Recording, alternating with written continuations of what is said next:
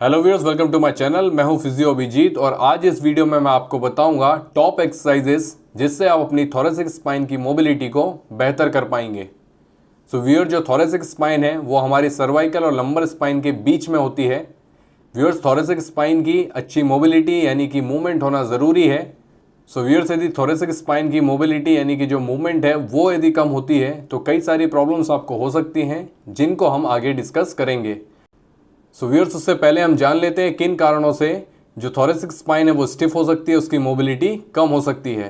So viewers, आगे की ओर झुककर जब लंबे समय तक हम काम करते हैं, पढ़ाई करते हैं, डेस्क वर्क करते हैं, गलत पॉस्चर, टेक्निक या फॉर्म के साथ जब हम एक्सरसाइज परफॉर्म करते हैं, पुश मूवमेंट्स जिम में ज़्यादा करते हैं पुल मूवमेंट्स के कंपैरिजन में, और ज़्यादातर जो लोग हैं वो अपने ट्रेनिंग में थोरेसिक मोबिलिटी ड्रिल्स को शामिल ही नहीं करते।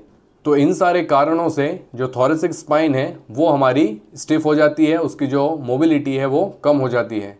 सो व्यूअर्स, यदि आपकी थोरेसिक स्पाइन की मोबिलिटी कम है तो आपको क्या प्रॉब्लम्स हो सकती हैं।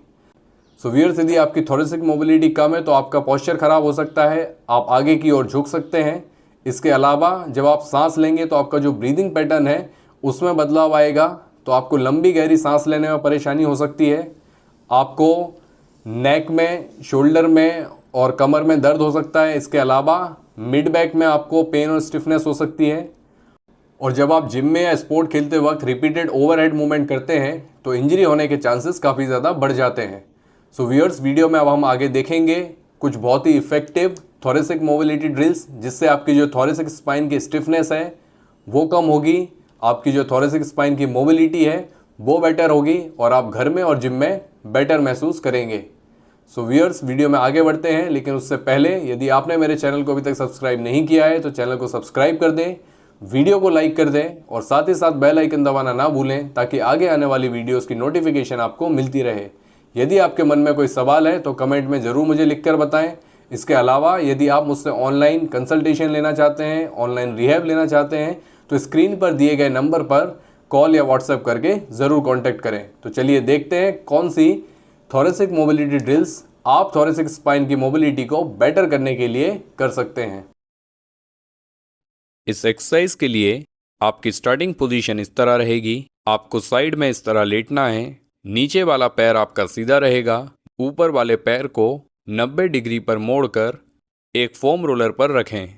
दोनों हाथ सामने एक्सटेंडेड यानी सीधे रहेंगे। अब इस पोजीशन से ऊपर वाले हाथ को सीधा रखते हुए गर्दन के साथ पीछे इस तरह लेकर जाएं और फिर वापस स्टार्टिंग पोजीशन में आ जाएं। इससे आपकी थोरेसिक स्पाइन रोटेट होगी।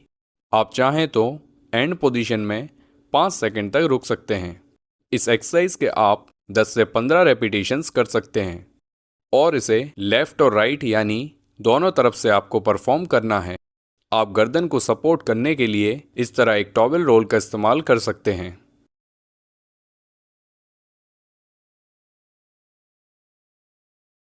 इस एक्सरसाइज में आपकी स्टार्टिंग पोजीशन इस तरह रहेगी। आपकी दोनों कोहनी सामने बेंच पर होंगी। अब यहाँ से अपने घुटनों को मोड़ते हुए बॉडी वेट को पीछे शिफ्ट करें। इस एक्सरसाइज से आपकी लेटिसिमस डॉर्साई मसल स्ट्रेच होगी और थोरेसिक स्पाइन एक्सटेंड यानी सीधी होगी। इस पोजीशन को आप 5 से 10 सेकंड तक होल्ड करें। आप सांस लेते हुए ऊपर स्टार्टिंग पोजीशन में आ जाएं और सांस छोड़ते हुए नीचे जाएं और 10 से 15 रेपिटेशंस आप इस एक्सरसाइज के कर सकते हैं।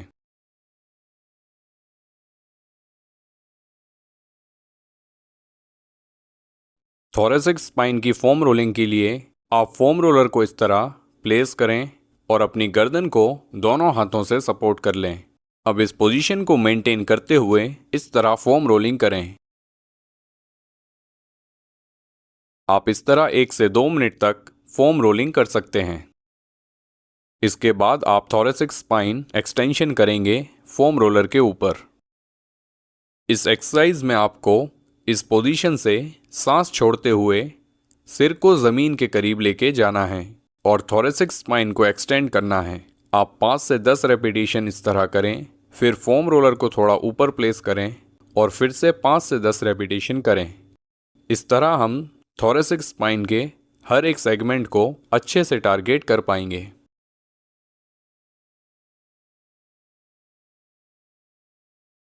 इस एक्सरसाइज में आपको इस तरह हाफ नीलिंग पोजीशन से शुरुआत करनी है।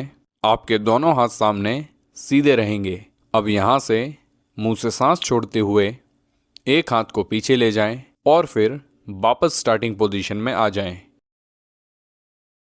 आप चाहें तो इस पोजीशन को 5 सेकंड तक होल्ड भी कर सकते हैं।